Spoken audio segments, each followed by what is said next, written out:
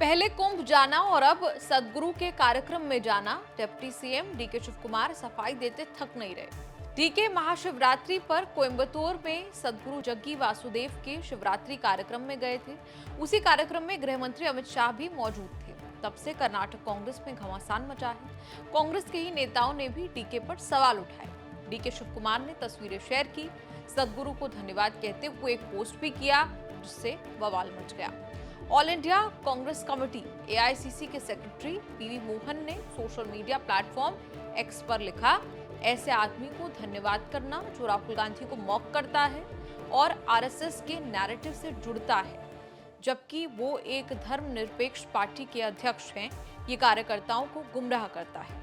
समझौते के बजाय दृढ़ विश्वास ही पार्टी की वृद्धि सुनिश्चित करता है, अन्यथा ये कोर को नुकसान पहुंचाता है।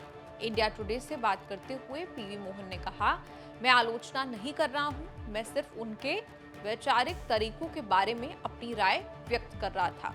ईशा फाउंडेशन और जग्गी वासुदेव दोनों की विचारधाराएं बीजेपी और आरएसएस से मिलती जुलती हैं।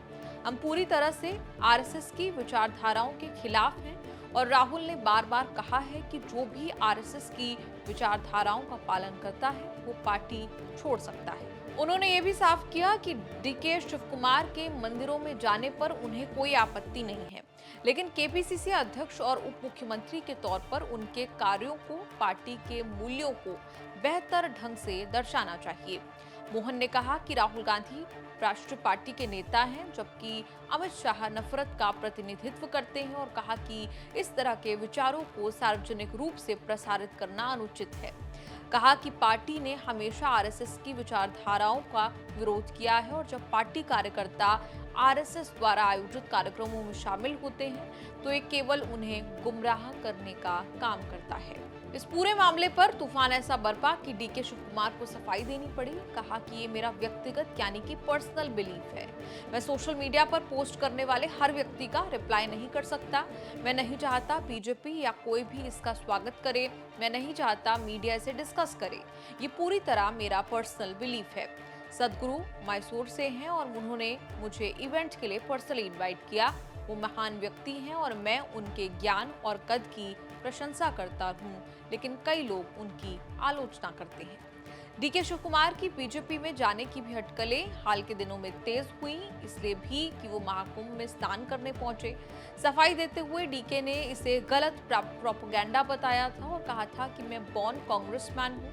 ये भी कहा था कि मैं एक हिंदू हूँ, मैं एक हिंदू के रूप में पैदा हुआ हूँ और मैं एक हिंदू के रूप में मर जाऊंगा, लेकिन मैं सभी धर्मों से प्यार करता हूँ और उनका सम्मान करता हूँ। Making it very clear, I could see in lot of media and lot of social media, some of my friends are calling that DK Shiv Kumar is on the way, closer to BJP, closer to this one and all. See, by birth I'm a congressman. My stand is, I'm a Hindu and I believe in every culture of the society. Because of my personal liking and my personal ideology, belief, Congress ideology is everyone taking everyone together. उधर DK से दारामैया के बीच सब all is well नहीं है। 2023 विधानसभा चुनाव में कांग्रेस की शानदार जीत के बाद डीके शिव कुमार मुख्यमंत्री पद की रेस में सिद्धारामैया से आगे दिख रहे थे। बाद में उन्हें पीछे हटना पड़ा। कई दिनों की मान मनोबल के बाद शिव कुमार ने प्रदेश अध्यक्ष का पद बरकरार रखते हुए उप मुख्यमंत्री पद के लिए समझौता किया। उस समय सत्ता साझाकरण समझौते की खबरें थी, जिसके तहत शिव कुमार को 2.5 साल के बाद सीएम का पद मिल जाता। उस मुताबिक नवंबर 2025 में डीके सीएम बनते, लेकिन ये होगा या नहीं ये वक्त बताएगा।